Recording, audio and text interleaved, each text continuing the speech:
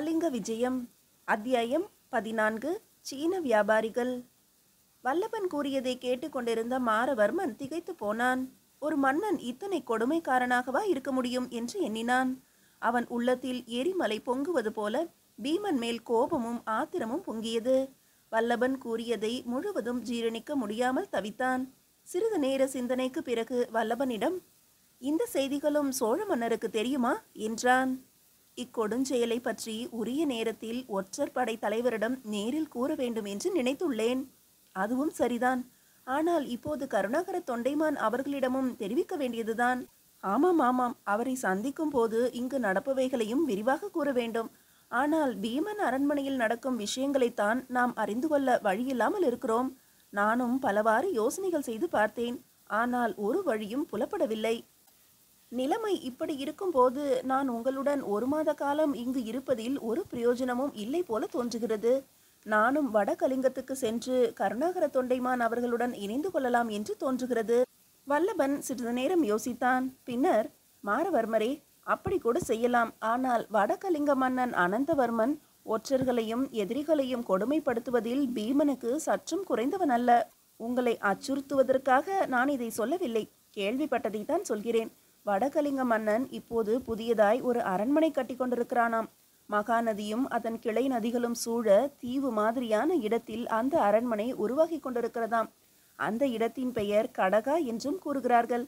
அந்த மாளிகையில் பல சுரங்கப்பாதைகள் அமைத்திருப்பதாகவும், தன் நம்பிக்கைக்குரிய பணியாளர்களை தேர்ந்தெடுத்து பாதாள அறைகளையும் சுரங்கப்பாதைகளையும் அமைத்துவிட்டு பணிகள் எல்லாம் முடிந்த பிறகு அதை அமைத்த நம்பிக்கைக்கு உரிய பணியாளர்களையுமே கொன்று விடுவதாகவும், அவர்களை உயிரோடு வெளியில் விட்டால் இரகசிய வழிகள் மற்றவர்களுக்கு தெரிய வாய்ப்பு இருப்பதால் இப்படி கொன்று குவிப்பதாகவும் நான் கேள்விப்பட்டேன். அதனால்தான் நான் மறுபடியும் உங்களை எச்சரிக்கிறேன். வடகலிங்கம் சென்றால் நீங்கள் மிகவும் பாதுகாப்பாக இருக்க வேண்டும் என்றான். வல்லபன் கூறியதை கவனமுடன் கேட்ட மாரவர்மன் லேசாக புன்னகை புரிந்தான். பின்பு நிதானமாக வல்லபனை பார்த்து, வல்லபரே, நீங்கள் கூறியதை வைத்து பார்த்தால் பீமனும் அனந்தவர்மனும் பயந்தாங்கொள்ளிகள் போலத்தான் தோன்றுகின்றனர். எவரை பார்த்தாலும் அச்சமடைவார்கள் என்று எண்ணுகிறேன். தனக்கு நம்பிக்கையுள்ளவர்களை கூட கொல்பவர்கள் உண்மையில் கோழைகள்தாம். அப்படிப்பட்டவர்களை சுலபத்தில் வெற்றி கொண்டு விடலாம் என்றான். மாரவர்மனின் பதிலை கேட்ட வல்லபன் உண்மையில் மகிழ்ச்சி அடைந்தான். காஞ்சி அரசர் கருணாகர தொண்டைமான் தனக்கு உதவியாக நல்ல ஒரு மாவீரனைத்தான் தேர்ந்தெடுத்திருக்கிறார் என்றும் எண்ணினான். தான் இவ்வளவு எடுத்து கூறியும் பீமனையும் அனந்தவர்மனையும் எளிதில் வென்றுவிடலாம் என்று கூறுகிறான் இந்த மாரவர்மன். நிச்சயம் இவன் ஆற்றலையும் நம்பிக்கையும் பெற்றவனாகத்தான் இருக்கிறான். இவனும் உடனிருந்தால் கருணாகர தொண்டைமானுக்கு இன்னும் அதிகளவு பலம் கிடைக்கும் என்று நினைத்தான் வல்லபன். மாரவர்மரே, இன்னும் 2-3 நாட்கள் என்னுடன் இங்கேயே தங்கியிருங்கள். அதற்குள் எல்லாவற்றையும் யோசித்து பார்த்து முடிவெடுக்கலாம் என்றான். மாரவர்மனும் அதற்கு இறங்கினான். மானவர்மனுக்கு அவர்கள் இருந்த அந்த அறையையே ஒதுக்கி கொடுத்தான் வல்லபன். சற்று நேரத்தில் திரும்பி வந்த வல்லபன் தன் கைகளில் உணவு பண்டங்களை எடுத்து வந்தான். மாரவர்மனுக்கு உணவளித்துவிட்டு குடிப்பதற்கு ஒரு குவளையில் நீர் கொண்டு வந்து வைத்தான். மாரவர்மன் உணவருந்திக் கொண்டே, வல்லபரே, உங்கள் மனைவி குழந்தைகள் என்று யாரும் தென்படவில்லையே, அவர்கள் இங்கு இல்லையா என்றான். வல்லபன் மெல்ல நகைத்தவாறு, ஐயா, எனக்கு குடும்பம் என்று என் தாய் தந்தையையும் 2 மூத்த சகோதரர்களும் தான் இருக்கிறார்கள். எனக்கு இன்னமும் திருமணமாகவில்லை. என் பெற்றோர்களும் சகோதரர்களும் தஞ்சைக்கு அருகே உள்ள நல்லூர் என்ற கிராமத்திலேயே உள்ளனர். எனக்கு திருமணம் செய்து கொள்ள வேண்டும் என்ற எண்ணமும் இல்லை என்றான். ஏன் அப்படி? திருமணம் செய்து கொண்டால் வாழ்க்கையில் ஒரு பிடிப்பு இருக்குமல்லவா? இல்லை, என் மூத்த சகோதரர்களுக்கு திருமணமாகி அவர்கள் தங்கள் மனைவிகளுடன் படாத பாடுபடுகிறார்கள். அவர்கள் படும் இன்னல்களை பார்த்த பிறகுதான் திருமணமே வேண்டாம் என்று முடிவெடுத்து விட்டேன். அதுவும் தவிர ஒற்றுப்பணி செய்பவர்களுக்கு திருமண பந்தம் ஒரு பெரும் தடைதான். அப்படியென்றால் இங்கு உங்களுக்கு துணையாக சமைப்பதற்கும் வீட்டை நிர்வகிப்பதற்கும் வேறு ஆட்களை வைத்திருக்கிறீர்களா? எனக்கு 2 உதவியாளர்கள் இங்கு இருக்கிறார்கள். வியாபாரத்துக்கும் வீட்டு வேலைகளுக்கும் இருவருமே உதவியாக இருக்கிறார்கள். நீங்கள் கங்கை கொண்ட சோழபுரத்திற்கும் தஞ்சைக்கும் அடிக்கடி சென்று வருவீர்களா? எப்போதாவது வருடத்திற்கு 1 முறை சென்று வருவேன். சமீபத்தில் நான் சோழ நாட்டுக்கு செல்லவில்லை. சென்ற வருடம் தை மாதத்தில் சென்று வந்ததோடு சரி. இப்போது கருணாகர தொண்டைமான் அவர்களுடன் சோழ நாடு செல்லலாம் என்று எண்ணம் உண்டாகிறது. அவரை கலந்து ஆலோசித்த பிறகு முடிவு செய்யலாம் என்று நினைக்கிறேன்.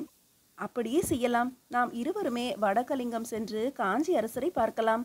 நான் மட்டும் அங்கு தனியாக செல்வதை விட நீங்களும் உடன் வந்தால் இன்னும் நன்றாக இருக்கும். சரி, இதை பற்றியும் யோசிப்போம். நாளைய தினம் முடிவெடுக்கலாம். நீங்கள் பயண களைப்பில் இருப்பீர்கள். இன்று முழுவதும் நன்றாக ஓய்விடுங்கள்.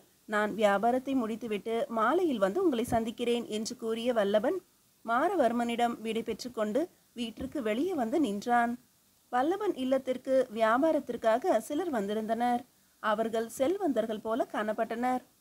தங்களின் சொந்த உபயோகத்திற்காக குதிரைகள் வாங்குவதற்கு வந்திருப்பதாக தெரிந்து கொண்டான் வல்லபன். மற்றபடி அவனை தேடி வீரர்களோ படைத்தலைவர்களோ வருவதில்லை.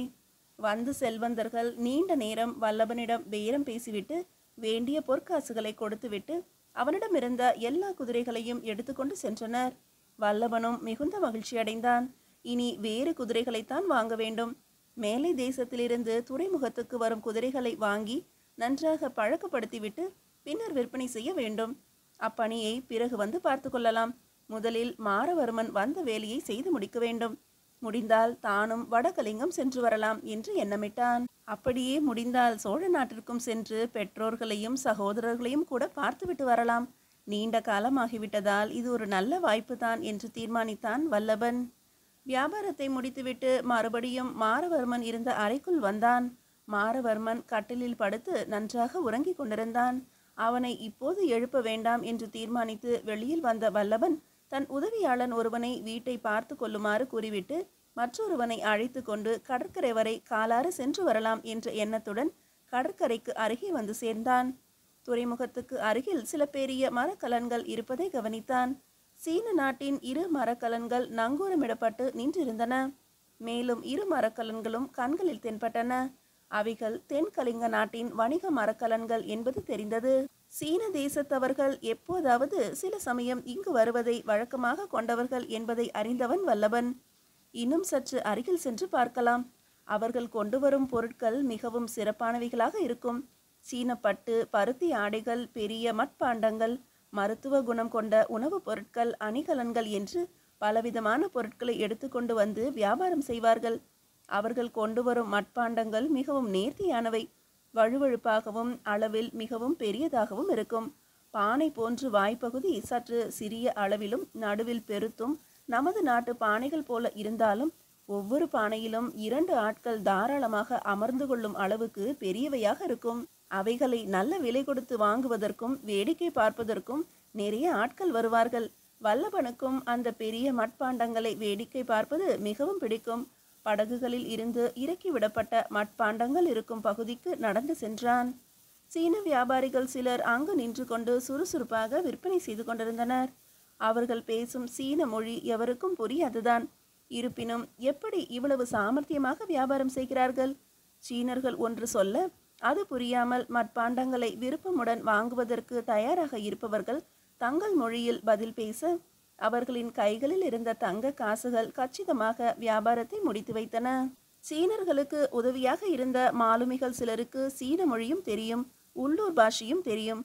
அப்படிப்பட்டவர்கள் சிலர் சீனர்களுக்கு உதவி செய்து வியாபாரத்தை கவனித்ததையும் கண்டான் வல்லபன். ஒரு மாலுமியை அணுகி, ஐயா, நீங்கள் தமிழர் போல காணப்படுகிறீர்கள். உங்களுக்கு சீன பாஷை தெரியுமா என்றான். மாலுமி வல்லபனிடம், எனக்கு சீன பாஷை சிறிதளவு தெரியும். நான் மாலுமியாக இருப்பதால் கடல் கடந்த நாடுகளுக்கு அவ்வப்போது சென்று வருவேன். அதில் பழகியதுதான் சீன மொழி. இன்னும் சொர்ணத்தீவு மொழி கூட எனக்கு தெரியும் என்றான். வல்லபன் மாலுமியிடம், சீனர்கள் அடுத்ததாக எங்கு தங்கள் பொருட்களை விற்பனை செய்வார்கள் என்று கேட்டான். ஐயா, நீங்கள் யார்? அரசாங்க அதிகாரியா? இந்த கேள்விகளை எல்லாம் ஏன் கேட்கிறீர்கள் என்றான் அந்த மாலுமி. என் பெயர் வல்லபன். நானும் வியாபாரிதான். குதிரை வியாபாரம் செய்பவன். இந்த அழகிய வழுவழுப்பான மட்பாண்டங்களை பார்க்கும்போது எனக்கு கூட மட்பாண்டங்களை சீனர்களிடம் வாங்கி இங்கு விற்கலாம் என்ற ஆசை உண்டாகிறது. அதற்காகத்தான் உங்களை கேட்டேன். நான் மேலும் சில பொற்காசுகளை சம்பாதிப்பதற்கு சில நாட்கள் தேவைப்படுகிறதல்லவா? அப்படியா? இவர்களிடம் 2 மரக்கலன்கள் நிறைய மட்பாண்டங்கள் உள்ளன. இங்கு வியாபாரத்தை முடித்துவிட்டு வடகலிங்கம் செல்வார்கள். அதன் பிறகும் பொருட்கள் மீதமிருந்தால் சோழ நாடு செல்வதற்கும் தயங்க மாட்டார்கள் சீனர்கள். அப்படியா? மீதமிருக்கும் மட்பாண்டங்களை நானே வாங்குவதற்கு முயற்சி செய்கிறேன். சீனர்களிடம் கூறிவிடுங்கள். அதற்குள் தேவையான பொற்காசுகளை ஏற்பாடு செய்து விடுகிறேன். மிக்க மகிழ்ச்சி வல்லபன் அவர்களே, நான் அவர்களிடம் தெரிவித்து விடுகிறேன். மேலும் சீனர்களுக்கு உதவியாக சிலர் தேவைப்படுகிறார்கள். அவர்கள் மரக்கலன்களில் உள்ள சிலர் உடல்நலம் குன்றி இருப்பதால் உதவிக்கு ஆட்கள் இல்லாமல் சிரமப்படுகிறார்கள். நீங்கள் வியாபாரிதானே, உங்களால் 4-5 ஆட்களை ஏற்பாடு செய்ய முடியுமா என்றான் அந்த மாலுமி. வல்லபன், தாராளமாக ஏற்பாடு செய்கிறேன். நாளை காலையில் ஆட்களை அழைத்து வரட்டுமா என்று கேட்டான். மாலுமி அவனுக்கு தன் நன்றியை தெரிவித்துவிட்டு தன் சீன எஜமானனிடம் விபரத்தை கூறுவதற்காக சென்றான். சிறிது நேரம் கழித்து திரும்பி வந்த மாலுமி வல்லபனிடம் தான் சீன எஜமானனிடம் விவரங்களை தெரிவித்து விட்டதாகவும், எஜமானன் 4 பணியாளர்கள் தேவைப்படுவதாக கூறுவதாகவும், நாளை காலையில் பணியாளர்களை அழைத்து கொண்டு வர வேண்டும் என்றும் தெரிவித்தான். வல்லபன் மாலுமியிடம் விடை பெற்று கொண்டு அடுத்த நாள் காலையில் வருவதாக தெரிவித்துவிட்டு கடற்கரையிலிருந்து வெளியே வந்தான். அதற்குள் நன்றாக இருட்டத் தொடங்கியிருந்தது. தன் உதவியாளன் உடன் வர தன் இல்லத்தை நோக்கி நடந்தான் வல்லபன். அவனது மனதில் ஒரு திட்டம் உருவாகி இருந்தது. மீதியை அடுத்த அத்தியாயத்தில் காணலாம்.